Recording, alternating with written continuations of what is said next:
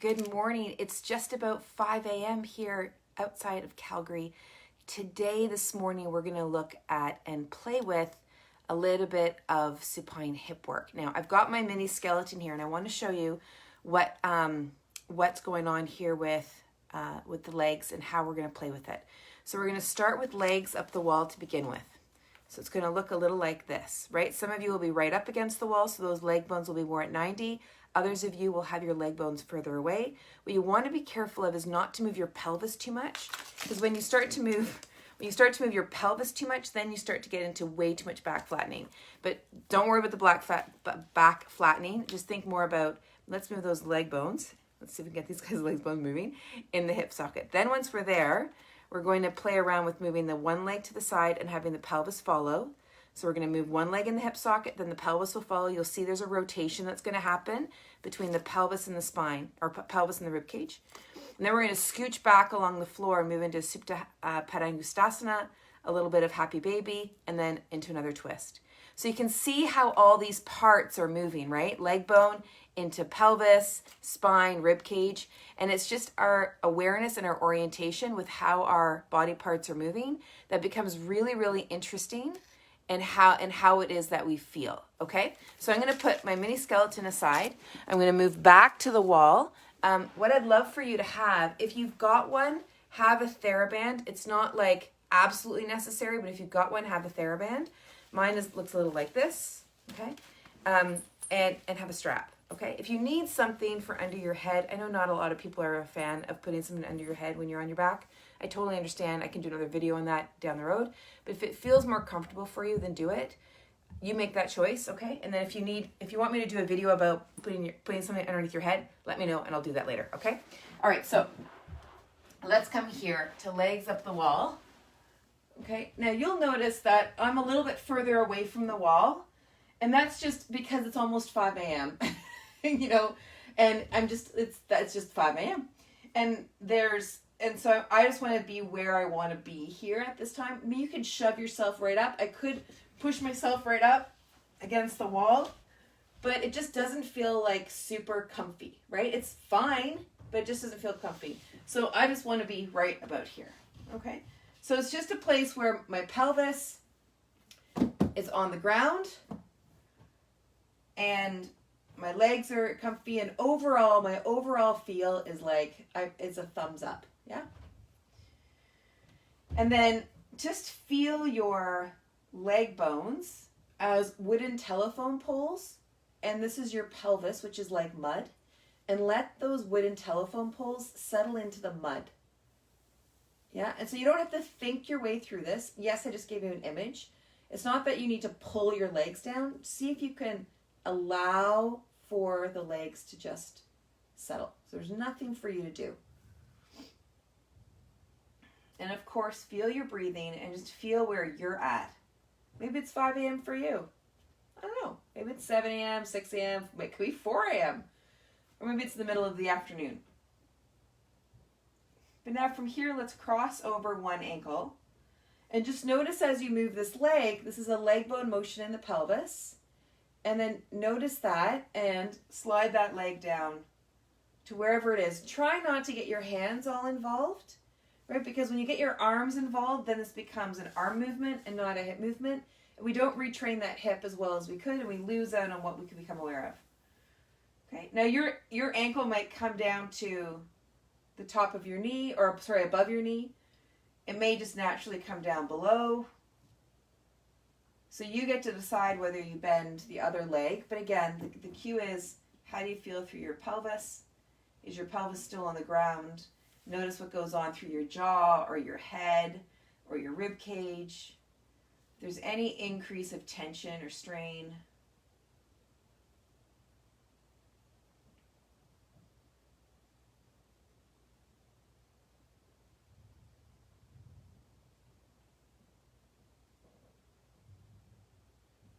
And then take that leg back up. And then let's cross over. So you're just noticing how those legs are moving in your pelvis. And I'm bending my leg, But if your ankle is above the knee, that won't really make sense.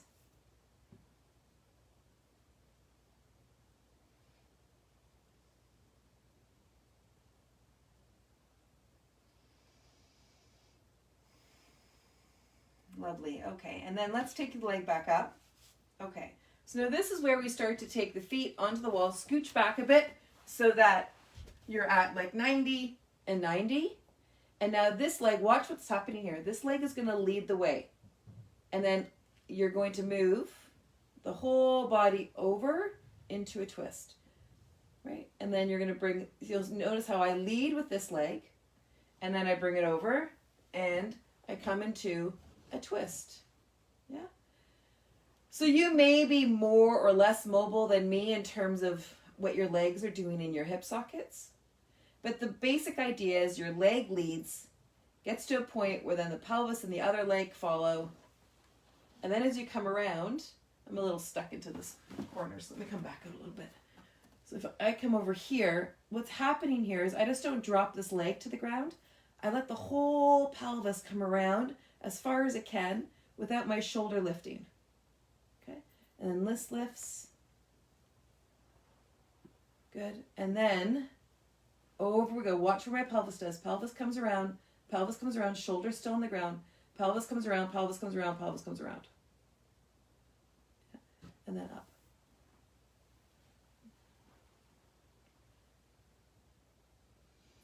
So now you're getting the feel of this. Then now notice just how your breathing is. Like I notice for my own self, when I start to come in at about here, and I just have to remind my pelvis and remind my leg, it's not just dropping down. And then I can feel it. I can feel a little bit of limitation here, which makes sense because you can kind of hear my voice that it hasn't been that long since I woke up. So there's a little bit of limitation. So then I can even hang out here and just breathe where it's easier, yeah? And now I can feel that starting to shift, but I'm not pushing past it, right? There's a bit of a thing about the edge. I don't know if we're still talking about the edge in yoga. I'm sort of out of that conversation a little bit, but the edge conversation was a big one a number of years ago about how you have to push through the edge. I don't agree with that, actually. I could do a video on that if you'd like me to, but I don't agree with a lot of the concept of what edge is. I think a lot of people's edges are them going way too far. And then they're not progressing in their practice or getting out of pain in the way they really want. So they're not even getting what they want out of going through their edge. Like, it's unfortunate, right? All that hard work and then you don't even get what you want. It's a little bit mind-boggling. Anyway, we can talk about that. I'm happy to talk about that. Okay, so that's enough of that one. Okay, now let's come on back. I'm going to angle myself just so you can see me a bit more on my screen here. When I bring into Supta Padangustasana, okay, so pelvis on the ground, and bring your leg up, and again, play around with this idea of leg bone and pelvis, right? So it's not just your pelvis just mindlessly lifting, is as you bring the leg up, pay attention to how that leg bone moves in your pelvis. Okay, I know, picky little thing, but the idea is that if you can be aware of how your leg bone moves in your pelvis, it changes the game. It just changes the game. Whether you've got an osteoarthritic hip, whether you just have a sore hip, whether you have nothing sore, but now you're becoming aware of the stuff. Yeah. Okay, so you're just holding onto the strap with light fingers.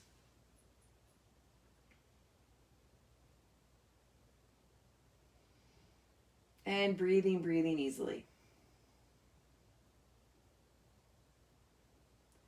And then from here, I want you to notice what I'm going to do. The knee and the hip are going to, leg and the hip socket are going to come down towards me. I'm not coming into happy baby, but I'm moving in that direction. So I'm just watching the tempo and I'm feeling for how my knee and my hip are moving. I'm not pulling with this top arm. I'm just playing around. I'm using this as support, and I'm just playing around with this hip-knee relationship.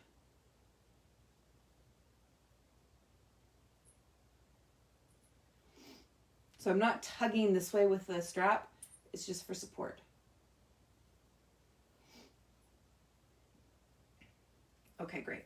Now let's take that ankle to the knee, and we're here. Okay, now this is where you can bring your TheraBand. You can use your strap if you don't have a TheraBand. TheraBand just provides a different kind of quality to it, but totally possible. Okay, so now TheraBand's around the leg. You're now going to rotate the leg bone against that TheraBand. So this provides a bit of resistance. I have my hand in the front of my hip to show you that we don't want the front of the hip to be engaging in order to move the leg bone in the hip socket. Right? It's actually the back of the hip that pulls that leg away, not pistoning with the front of the hip. So let the front of the hip be totally quiet. Okay? Now we're going to take ourselves into a rotation. Look, pelvis relative to ribs. I'm moving into a rotation here. Shoulders on the ground. But again, this time, if you leave the front of the hand in the front of the hip, that is quiet. As I move, my abdomen is the one that's controlling the movement, not my hip flexor. Okay? My abdomen's controlling the movement. Now I'm not going, and I'm holding my abs. As I move past gravity, my abdomen starts to kick in.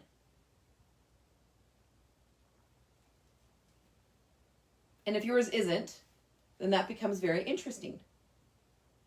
Yeah. Okay, good. Let that go. Come back to the strap with the buckle.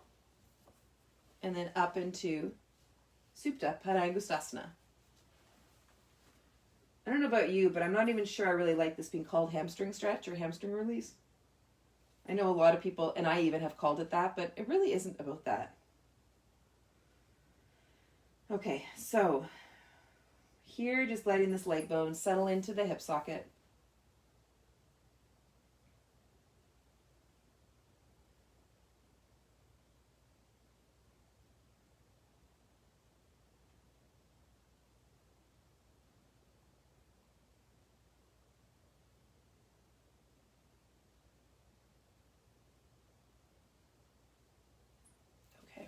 And here we go. Ankle to the knee. Oops, I missed one. Bend the knee and the leg bone and hip socket. So we're not pulling with the leg.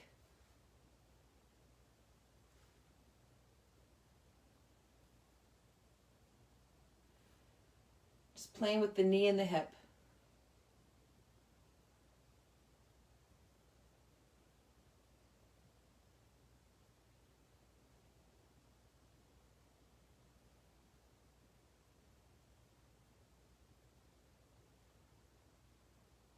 Okay, great. And then ankle comes onto the knee.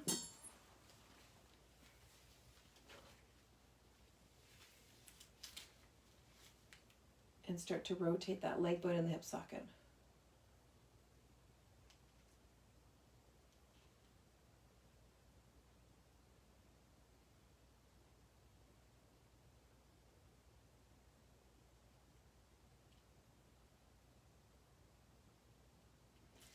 And then let's take a twist. So my leg continues to press out into the strap.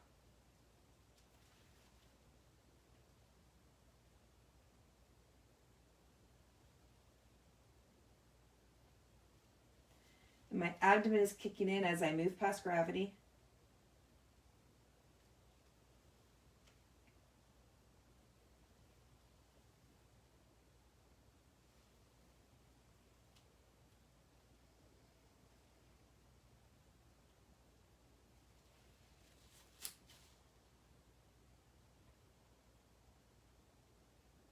Okay, good.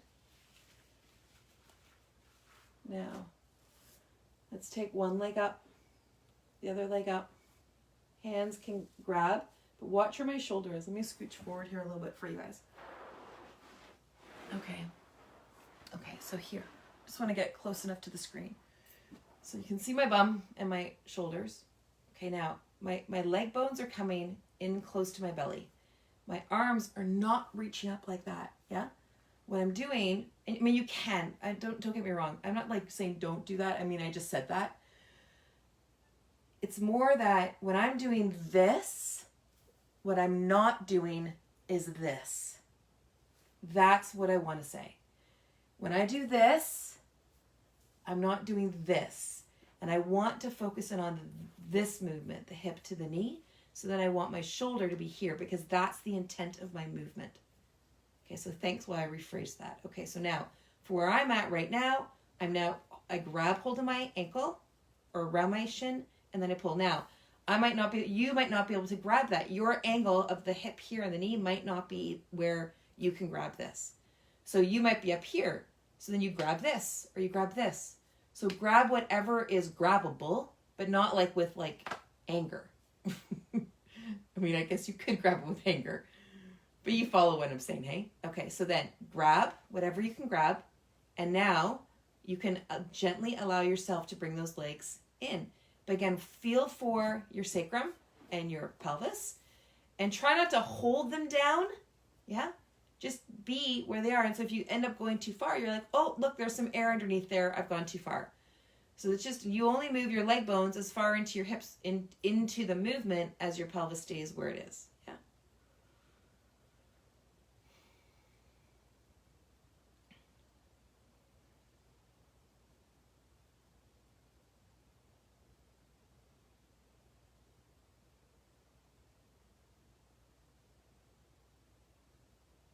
Okay, now from there, let's bring those legs back. I'm going to scooch back just a little bit. Okay, one leg's going to come out straight.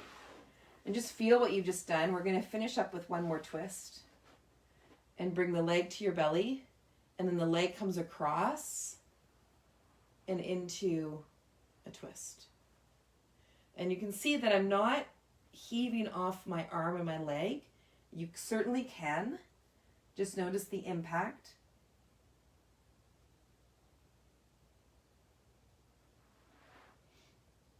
And then bring it back up. Okay, good. And then the other side. So bring that leg in. It comes across. And then over we go into a twist.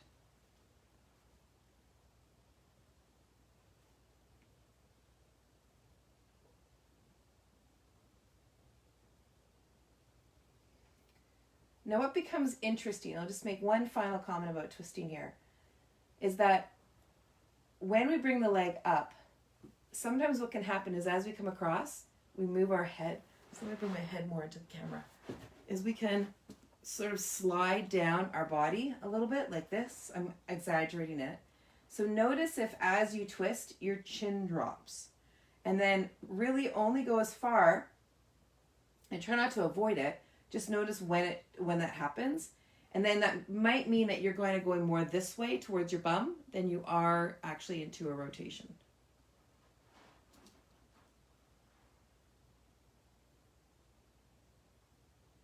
Okay, lovely. Okay, and now legs come out straight.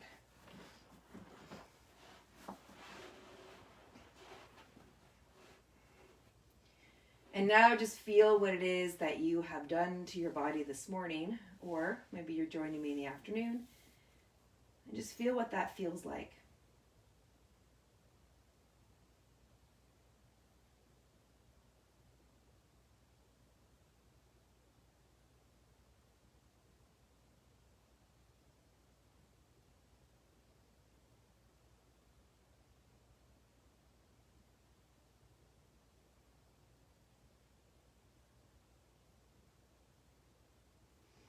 And then you can stay here for as long as you would like, right? Or you might even have an interest of doing a bigger yoga practice or going for a run or a walk, or you're carrying on with your day. However it is, try taking 5 breaths before you continue to move on with the rest of your day. Just take that moment of transition, okay? You have a really great day, and we'll see you tomorrow morning. Mwah. Take good care.